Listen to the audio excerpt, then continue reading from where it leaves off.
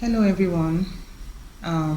This is the Aguleri Acholonu Center for African Cultural Sciences, where we provide you knowledge and enlightenment into the lost stories of our ancestors and the forgotten beginnings of our African continent.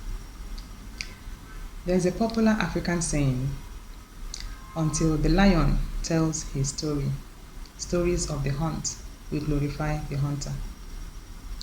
For so long, we have allowed our stories to be dictated to us. Our stories have been manipulated by others. We have allowed others to hand down to us stories of our origins, stories of our beginnings, stories of our identity and prehistory. And of course, those stories are made to suit their own agenda. This is what you find in Western scholarship and historiography. Africans themselves have not looked closely into so many mediums and records around us to know that at one time they walked the face of this earth like kings, and they were once God-men and women. They tell us, when I say they, I'm talking about the West. They tell us that we had no records. They say we had no written records. Really? Where did they look to come to that conclusion? Where did they search to come to that conclusion? Africa's past, Africa's ideas, Africa's knowledge have survived in so many mediums, such as in our art, in our dance, in our songs, in our masquerades. They have been intricately written on our pottery, on our cloths like the Akwete.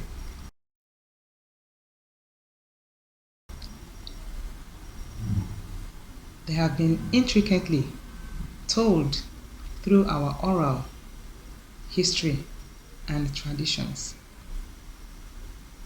But because they could not transcribe the symbols, the writings rendered on our ancient forms of writing, such as stone writings, metal writings, and what have you, they claim that we had no history. They thought that those symbols were simply the pastimes of our forefathers, not knowing that our forefathers and mothers used those mediums to tell their stories for later generations to come.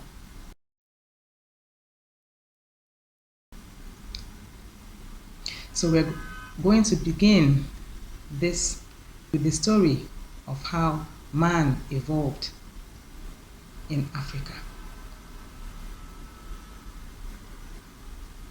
The oral traditions and oral history from West Africa are replete with stories of how man evolved.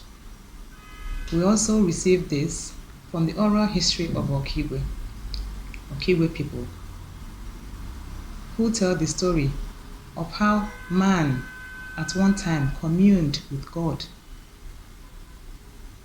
When man was in close contact, in close proximity with God, close proximity with Mother Nature, close proximity with his surroundings. It was a time called the endless day,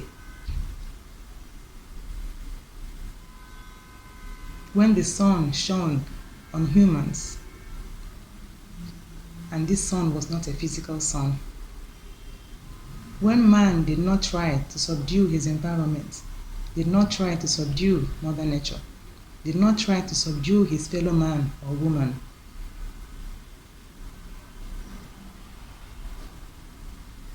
This was a time man thought and acted like a god. This was a time man was actually a god-man. The period of the endless day.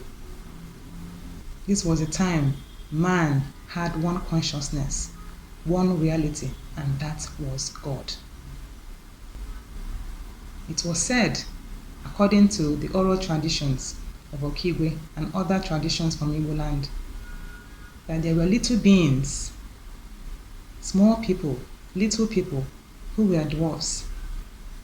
They were called Ndi Gboo. Ndi Gboo means forest people, bush people. They were not like you and I. These men were so subsumed in the God consciousness. They were divine in essence. These men and women could wield anything. They could do anything just by thought and will. These beings, who were God-men and women, were Homo erectus.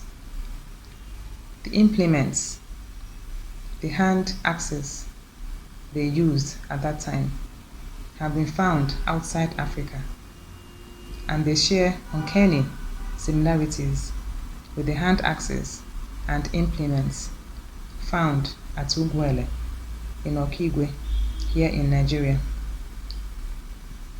But then what happened? These God-men eventually fell from that grace, from that God essence, into the humans we are today. That will be a topic for another day. In the meantime, please like and subscribe. Bye.